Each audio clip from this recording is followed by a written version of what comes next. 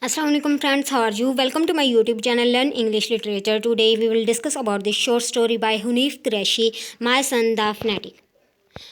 हुनीफ कुरैशी जो है ये एक साउथ एशियन और इंग्लिश राइटर हैं। ये साउथ एशियन कैसे हैं? साउथ एशिया, इनका जो फादर थे वो बिलोंग करते थे एशिया से। इनके फादर इंडिया से बिलोंग करते थे और पार्टीशन के बाद वो पाकिस्तान में मूव कर आए। और इनकी बर्थ से पहले, हुनीफ कुरैशी की बर्थ से पहले, इन्होंने ये शिफ्ट हो गए थे लंदन में, बॉम्बे सिटी में। तो बॉम्बे में 1954 में 5 दिसंबर 1954 में हुनीफ कुरैशी की बर्थ हुई। हुनीफ कुरैशी जो है ये एक ब्रिटिश प्ले राइट हैं, स्क्रीन राइटर हैं, फिल्म मेकर हैं और नॉवलिस्ट हैं, और ये एक ग्रेट नॉवलिस्ट हैं। उसके बाद इन्होंने जो लिटरेरी मूवमेंट्स यूज़ किया अपनी राइटिंग्स में वो है पोस्ट कॉलोनियल लिटरेचर, और इनको एक पिंटर प्राइज़ का अवार्ड मिला 2010 में। उसके बाद outstanding achievement in the arts Asian award इनको मिला 2013 में। हम करैक्टर्स की बात करते हैं। सबसे पहले हम बात करते हैं परवेज़ की। परवेज़ जो है इसका मेन करैक्टर है। परवेज़ जो है ये एक पाकिस्तानी इमिग्रेंट है जो कि लंदन को माइग्रेट करके गया हुआ है, और ये एक वहाँ पर टैक्सी ड्राइवर है और वेल सेटल्ड मैन है, और ये डायस्पोरा का शिकार हो चुका है, डायस्पोरिक पर्सन बन चुका हुआ है। डायस्पोरिक पर्सन कैसा होता है? जो कि जिसका कल्चरल क्लैश आता है और वो दो या दो से ज़्यादा कल्चर्स में इंडल्ज होके रह जाता है। तो क्या है कि हमारा जो ये परवेज़ करैक्टर है ये भी पाकिस्तानी है, एक मुस्लिम मैन है, लेकिन ये जो है ये ब्रिटिश के कल्चर्स में इंडल्ज हो चुका हुआ है, और ये इसने उनका कल्चर जो है वो अडॉप्ट किया हुआ है, क्योंकि ये मॉड स्कॉट दिखाई देता है, और दिखाई देने के लिए कि ये लंदन में रहता है। तो ये वेस्टर्न सोसाइटी में टोटली इंडल्ज हो चुका है। ये पॉग का गोश्त भी खाता है, उसके बाद ये ड्रिंकिंग भी करते हैं, ये प्रोस्टिट्यूट से भी मिलता है, प्रोस्टिट्यूट्स के साथ इसके रिलेशंस हैं। उसके बाद हम देखते हैं कि स्टोरी में ये अपने सन की वजह से बहुत ज़्यादा परेशान है, तो ये वो डिस्कस करता है एक प्रोस्टिट्यूट के साथ, हालांकि इसकी अपनी वाइफ भी होती है। तो वो इसे कहती है कि might be your son indulge in drugs. तो नेक्स्ट जब सीक्रेट रिवील होता है कि वो ड्रग्स में इन्वॉल्व नहीं है, रैदर वो जो है वो इस्लामिक बन गया हुआ है, और वो एक प्रैक्टिकल मुस्लिम बन चुका है। तो फिर जो है वो परवेज़ कहता है कि ये एक इंतहा पसंद बन गया, ये रिलेक्टेंट फंडामेंटलिस्ट बन गया, ये फनेटिक हो गया। नेक्स्ट हम देखते हैं अली का करैक्टर। अली जो है ये परवेज़ का सन है, जो कि एक मुस्लिम मैन है, प्रैक्टिकल मुस्लिम मैन है, और इसने अपनी तमाम हैबिट्स जो लेफ़्ट ओवर कर दी हुई हैं, इसने अपने गर्लफ्रेंड से मिलना छोड़ दिया और वॉयलिन बजाना भी छोड़ दिया, और इसने अपने घर में जो भी चीज़ें थी इसके रूम में जो कि एंटी रिलीजियस थी उनको इसने जो है वो फेंक दिया, या ये किसी को दे आया। उसके बाद ये अब प्रैक्टिकल मुस्लिम बन गया, इसने अपनी बेड बढ़ा लिया और ये 5 टाइम्स जो है वो प्रे करता है। उसके बाद ये इसका फादर जो है वो इसे कंसीडर करता है कि ये फनेटिक बन गया, ये इंतहा पसंद हो चुका हुआ है, और ये अपनी जो है वो कॉलेज स्टडीज़ को भी जो है वो लेफ़्ट ओवर कर देता है, क्योंकि ये समझता है कि जो ये इंग्लिश लिटरेचर है, ये जो इनका लिटरेचर है अंग्रेज़ों का, ये जो इनकी स्टडीज़ हैं ये हमें हमारे रिलीजन से दूर करती हैं, क्योंकि इनमें बहुत ज़्यादा ऐसे एलिमेंट्स पाए जाते हैं जो कि हमारे रिलीजन के अगेंस्ट होते हैं, हमारे रिलीजन के बेसिक रूल्स के अगेंस्ट होते हैं। जैसे कि हमने निहिलिज्म की थ्योरी पढ़ी, हमने एग्जिस्टेंशलिज्म की थ्योरी पढ़ी कि लोग जो है वो गॉड की एग्जिस्टेंस पे क्वेश्चन कर रहे हैं कि either God is present in this universe और नॉट। तो लोग मटेरियलिस्टिक अप्रोच रखते हैं, और उसके बाद ऐसी चीज़ें जो हैं वो हमें लिटरेचर में फाइंड आउट होती हैं। तो दैट्स वाई ये जो है ये अपनी स्टडीज़ को छोड़ देता है। और जो बेटीना है ये एक प्रोस्टिट्यूट है जो कि रेगुलर कस्टमर है परवेज़ की, और परवेज़ की एक फ्रेंड भी है, और परवेज़ अपने तमाम तर सीक्रेट्स जो है वो बेटीना के साथ शेयर करता है। जब स्टोरी स्टार्ट होती है तो हम देखते हैं कि ये जो परवेज़ है ये बहुत ज़्यादा जो है वो परेशान है, और ये नोटिस करता है कि जो इसका सन है उसका एटीट्यूड जो है वो चेंज हो रहा है, और वो जो है वो ज़्यादा बाहर भी नहीं निकलता, वो खेलता भी नहीं है, और वो टीवी भी नहीं देखता, वो वोलन भी नहीं बजाता, वो कॉलेज भी नहीं जा रहा, वो अपने फ्रेंड्स से भी नहीं मिल रहा। तो ये जो डिस्कस करता है अपनी परेशानी अपने फ्रेंड्स के साथ, तो वो उसे सुजेस्ट करती हैं कि उसको ख्याल रखना चाहिए, उसका माइट भी जो उसने चीज़ें जो हैं वो अपने टीवी वोलन वगैरह बेच दिया, तो हो सकता है वो जो है वो ड्रग्स में इंडल्ज हो चुका हुआ, तो ड्रग्स लेने के लिए वो जो है वो पैसे बनाने के लिए चीज़ों को बेच रहा है। लेकिन जब नोटिस करता है परवेज़ और देखता है कि वो उसके कमरे में एक दिन जाता है, तो वो जो है प्रे कर रहा होता है, नमाज़ पढ़ रहा होता है, तो वो विंडो से झांक कर देखता है कि वो तो नमाज़ पढ़ रहा है। और फिर उसे पता चलता है, और वो देखता है कि इसने बियर्ड भी ग्रो की हुई है, तो उसे पता चलता है कि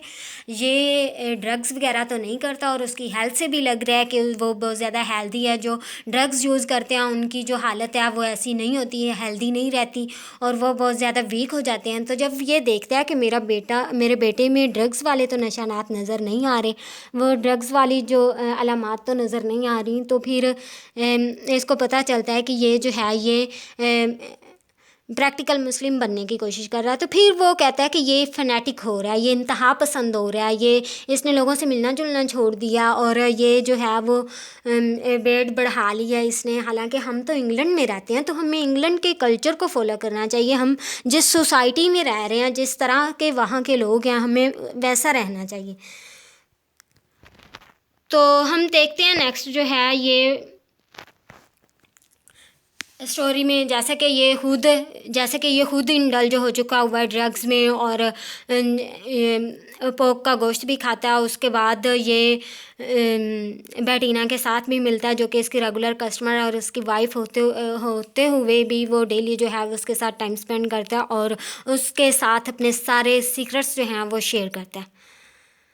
तो वो कहते हैं कि ये जो इसका बिहेवियर है ना, फंडामेंटलिस्ट वर्जन ऑफ इस्लाम की वजह से चेंज हुआ है। तो फिर वो कहता है कि तुम जो पहले पाथ फॉलो कर रहे थे, जैसे हम पहले कल्चर में इंडल्ज हो चुके हुए थे, वैसे तुम बनो। तुम ये इंतहा पसंदी क्यों कर रहे हो? तो लेकिन जो अली है वो अपने बिलीव्स में स्ट्रांग है, और वो जो है वो अपने वेस्टर्न कल्चर को बहुत ज़्यादा ओपोज कर रहा है, उसके ख़िलाफ़ हो चुका हुआ। और वो कहता है कि वो अपने बिलीफ्स पर डटा रहेगा, और वो कभी भी इस कल्चर को अडॉप्ट नहीं करेगा। और वो अपने फ़ादर को भी कहता है, डिमांड करता है अपने फ़ादर से कि वो जो बेसिक रूल्स हैं कुरान के, उनको अवॉइड कर रहा है, तो वो उनको छोड़ दे, और वो कुरान पर अमल करे, वो सुन्ना पर अमल करे। लेकिन वो ऐसा नहीं करता। और जब ये जाता है अली जाता है परवेज़ के साथ, ये परवेज़ अली को बुलाता है कि और ये लंच करने जाते हैं, बाहर डिनर करने जाते हैं होटल में। तो वहाँ पर जो है वो परवेज़ जो इससे बात करने की कोशिश करता है कि ये तुमने ये बिहेवियर क्यों अपना लिया हुआ है। और वहाँ पर ये ड्रिंकिंग करता है, बहुत ज़्यादा ड्रिंकिंग करता है। जब ये ड्रिंकिंग करता है तो जो परवेज़ है, जो अली है, वो इसे रोकता है। वो अपने फादर को कहता है कि आपको ड्रिंकिंग नहीं करनी चाहिए, और आपको ये पोर्क का गोश्त भी नहीं खाना चाहिए। उसके बाद हम देखते हैं कि गाड़ी में एक दिन जो है वो परवेज़ और बेटीना दोनों जो हैं वो आ रहे होते हैं। तो ये जो अली है, अली मस्जिद से नमाज़ पढ़ के आ रहा होता है। तो बेटीना कहती है कि वो आ रहा है तुम्हारा बेटा। तो परवेज़ जो है अपनी गाड़ी रोकता है और अली को बैठने का इशारा करता है। तो अली जो है वो अली कहता है कि ये अली बैठ तो जाता है, लेकिन फिर जो है वो बेटीना को कहता है कि ये तुम बेटीना उसे समझाने की कोशिश करती है कि तुम ये फंडामेंटलिस्ट इस्लाम की तरफ क्यों मूव कर रहे हो। तुम्हारा फ़ादर जो है ये तुम्हारे साथ बहुत ज़्यादा अटैच्ड है, और ये बहुत ज़्यादा मोहब्बत करता है तुमसे। तुम्हें अपने फ़ादर का ख्याल रखना चाहिए, जैसे तुम्हारा फ़ादर कहता है वैसे तुम्हें करना चाहिए। तो फिर वो उसे कहता है कि तुम कौन हो और तुम्हारा स्टेटस क्या है कि तुम मुझे समझा रही हो। तो फिर जो है वो बेटीना जो है वो नाराज़ हो जाती है, और वो कार छोड़कर चली जाती है। तो जब परवेज़ और अली घर आते हैं तो परवेज़ क्या, वो अली को बहुत ज़्यादा मारता है, उसे बहुत ज़्यादा फिज़िकली अब्यूज़ करता है।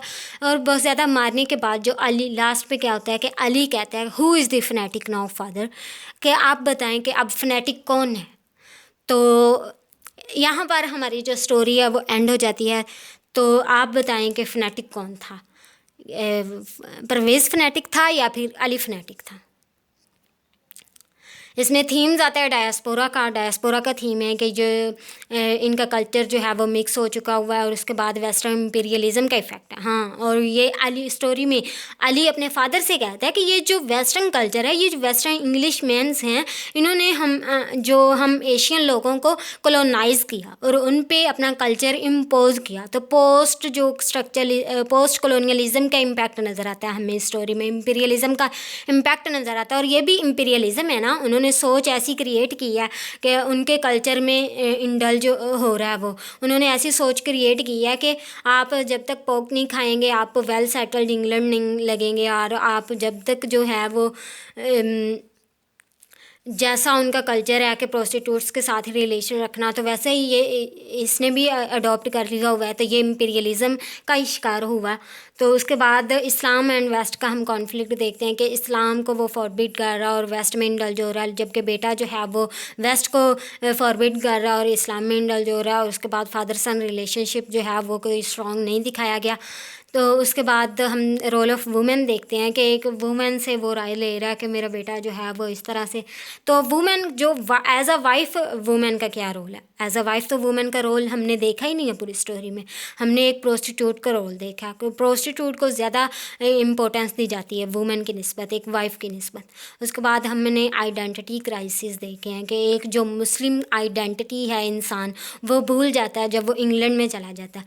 वो परवेज़ जो है वो अपनी मुस्लिम आइडेंटिटी, अपना मुस्लिम कल्चर, अपना जो उसके एथनिसिटी है वो उसको भूल चुका हुआ है और वो वेस्टर्न कल्चर में इंडल्ज हो चुका हुआ है और वो उन्हीं की आइडेंटिटी को वो अपनी आइडेंटिटी समझ रहा है। तो that was all. Thanks for listening this video. Thank you and अल्लाह हाफिज़।